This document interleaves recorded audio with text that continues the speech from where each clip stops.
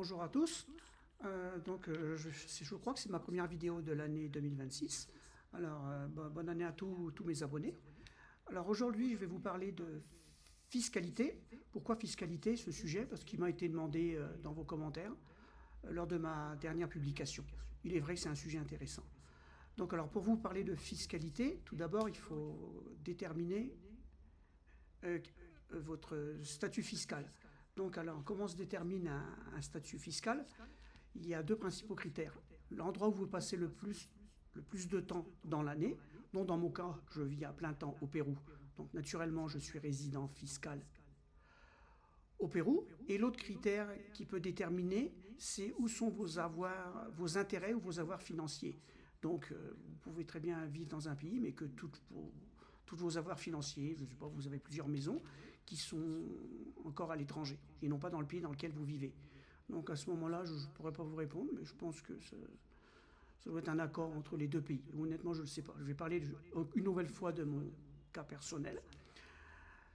Alors, comme vous le savez, moi je vis ici depuis un petit peu plus que 4 ans, donc j'ai obtenu un visa de travailleur, donc de facto, donc je suis résident fiscal ici.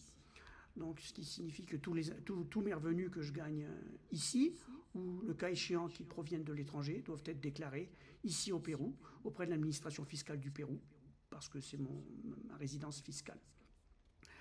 Alors, comment marche la fiscalité? Alors, moi, je vais diviser en deux parties, la partie impôt et les prélèvements obligatoires sociaux sur une fiche de paye.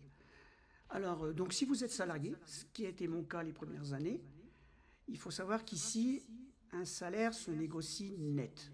On ne parle jamais de brut au Pérou. Donc généralement avec un employeur, il va vous proposer un salaire toujours en net. Et puis on lui à charge, ensuite c'est à sa charge d'augmenter pour le fonds de pension, vos impôts, le système de santé, enfin les différents prélèvements obligatoires. Ce soit ce qui vous reste à la fin, le salaire que vous avez négocié net. Dans mon cas, c'est un petit peu différent parce que moi, je suis travailleur indépendant. Donc, j'ai ouvert ma propre entreprise et donc je dois déclarer mes revenus chaque mois auprès des différentes administrations. Je passe par un comptable pour ça. Alors, je vais vous donner un exemple. Donc, pour quelqu'un qui déclarerait un revenu de 2000 sols par mois, ce qui représente environ 500 euros par mois. Donc, les impôts, la partie impôt des revenus chaque mois, c'est environ 150 sols. Donc je dirais 40 euros. Ensuite, vous devez payer sur la fiche de paye, je regarde en même temps la mienne, donc c'est environ, pour le système de santé, 100 sols, environ autour de 25 euros par mois.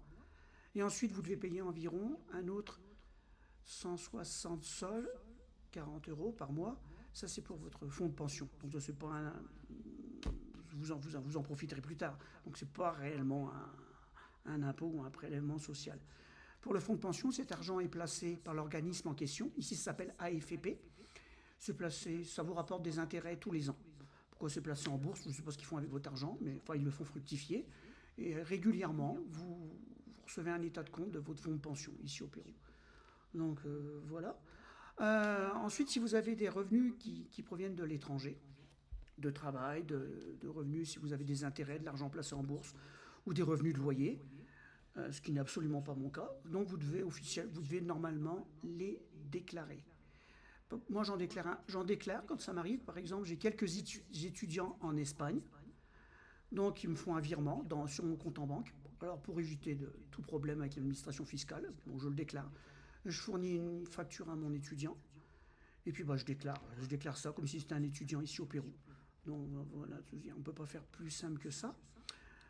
Qu'est-ce que je peux vous dire d'autre? Au niveau fiscal, si vous êtes propriétaire ici, ce qui n'est pas mon cas, par exemple, j'ai des amis qui ont acheté une maison d'une valeur d'environ 200 000 euros. Donc ils vont payer chaque année, pour 200 000 euros de biens, ils vont payer un impôt local ou foncier, je ne sais pas. Enfin, ils vont payer un impôt sur ce bien. Je crois que c'est un impôt local, ça se dit, comme ça qu'on dit. Ils vont payer environ 200 à 300 euros par mois d'impôt local. Ça me paraît très raisonnable, comparé à ce que j'ai connu moi dans mon pays. Et pour finir, autre chose, vous ne pouvez pas réellement... Si vous recevez des fonds de l'étranger, il y a une règle qui s'applique ici, c'est un accord entre les banques et l'administration fiscale. Par exemple, je regarde en même temps, si vous recevez des fonds de l'étranger de 38 000 sols, c'est-à-dire 10 000 euros ou 11 000 dollars pour une période de 6 mois, la banque va le déclarer à l'administration fiscale. Ça ne veut pas dire que c'est pas légal, juste que vous devrez vous justifier. Donc pourquoi, monsieur, vous avez reçu plus que 10 000 euros sur une période de 6 mois? Donc vous avez juste à le déclarer. Je ne sais pas, vous avez vendu une voiture dans votre pays d'origine ou je ne sais pas, peu importe, vous avez reçu un petit héritage, peu importe. Mais vous devez officiellement le déclarer. C'est aussi simple que ça. Donc voilà, j'espère avoir répondu à toutes vos questions. C'est une courte vidéo, je ne peux pas expliquer plus de choses que ce qui est. Donc ici, c'est relativement simple. Donc si vous avez un employeur, vous vous occupez de rien, vous touchez votre salaire net qui a été négocié dès le départ. Et si vous êtes comme moi, vous avez une entreprise, travailleur indépendant ou d'autres sources de revenus, donc vous passez par un comptable et puis une fois par mois, il s'arrange avec ça. Il envoie l'argent à votre système de pension, aux impôts. Et pour info, ici, il y a les services d'un comptable agréé qui s'occupe de tout, qui vous protège en cas de contrôle fiscal, donc pour bien faire les choses, tout simplement pas avoir payé en retard. C'est environ 200 sols par mois pour ce type de service, donc 50 euros. Ce qui vous évite de faire la queue et puis honnêtement remplir des papiers. Moi, je paye le 50 euros par mois et puis je m'occupe de rien, bien sincèrement. Ceci conclut cette vidéo. Donc si vous avez des questions, plus de questions, plus en détail, il me fera plaisir d'y répondre. Merci beaucoup. Au revoir. Bonne journée.